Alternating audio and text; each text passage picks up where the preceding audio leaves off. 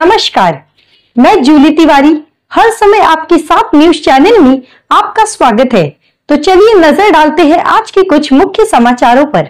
विधायक डॉक्टर बालाजी किनीकर की हत्या की साजिश, युवा सेना ने दोषियों पर कार्रवाई की मांग की।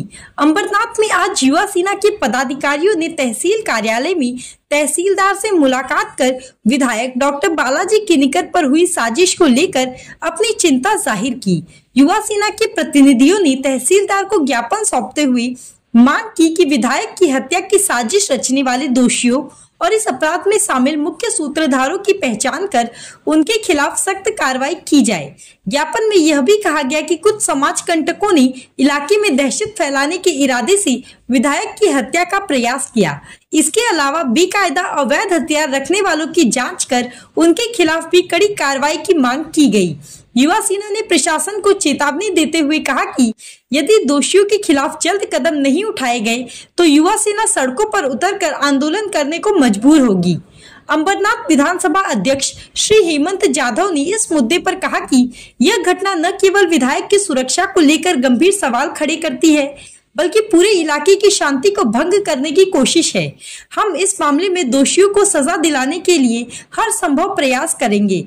प्रशासन को तत्काल सख्त कदम उठाने होंगे ताकि इस तरह की घटनाओं की पुनरावृत्ति न हो।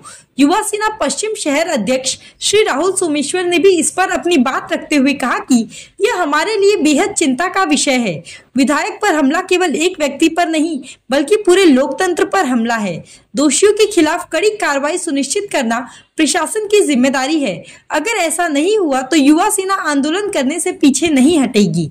इस अवसर पर अंबरनाथ विधानसभा अध्यक्ष श्री हेमंत जाधव, युवा सेना पूर्व शहर अध्यक्ष श्री निशांत पाटिल, उपाध्यक्ष श्री समीर देसाई, श्री महेश वाल्मीकि, ख्वाजा यूनिस चौधरी, संदीप देशमुख, बसवराज दयाल, सतीश कुमार शंकर, निखिल सिरसाट सहित कई अन्य कार्यकर्ता और पदाधिकारी मौजूद थे। इस घटना के बाद अंबरनाथ के नागरिकों में भी सुरक्षा को लेकर चिंता व्यक्त की जा रही है। प्रशासन द्वारा दोषियों पर जल्द कार्रवाई किए जाने की उम्मीद जताई जा रही है। जाधव साहेब, काय सांगाल? आज तुम्ही तहसील कार्यालयात लेटर दिलेलं आहे। सर, जय महाराष्ट्र।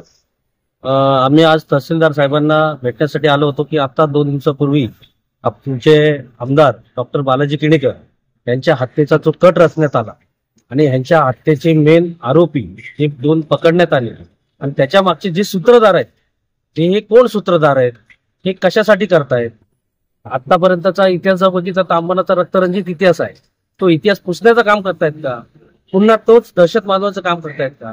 ह्याच्या मागे कोण आहे याचा तपास आणि याची चौकशी पूर्ण व्हावी आणि दोषींवर कारवाई व्हावी। या संदर्भात आम्ही सर्व युवा सेनेच्या मार्फत, शिवसेनेच्या मार्फत आम्ही तहसीलदारांना पत्र द्यायला आलोय की तुम्ही कठोरची कठोर चौकशी करून कठोरच्या कठोर कारवाई करावी, अन्यथा युवा सेना ही रस्त्यावर उतरेल।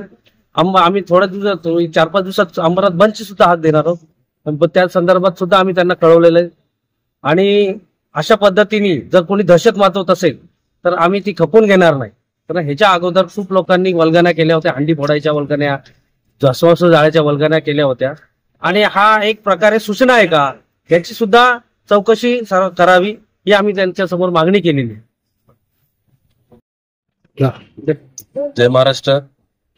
8-10 दिवसापासून जे इथं खेळ रचलाय लोकांनी आमदार साहेबांच्या विरोधात जीवे ठार मारण्याचं, त्याच्या मागचं जे सूत्रधार आहे, मेन सूत्रधार, त्यांना त्वरित अटक झाली पाहिजे अशी आमची एक मागणी होती।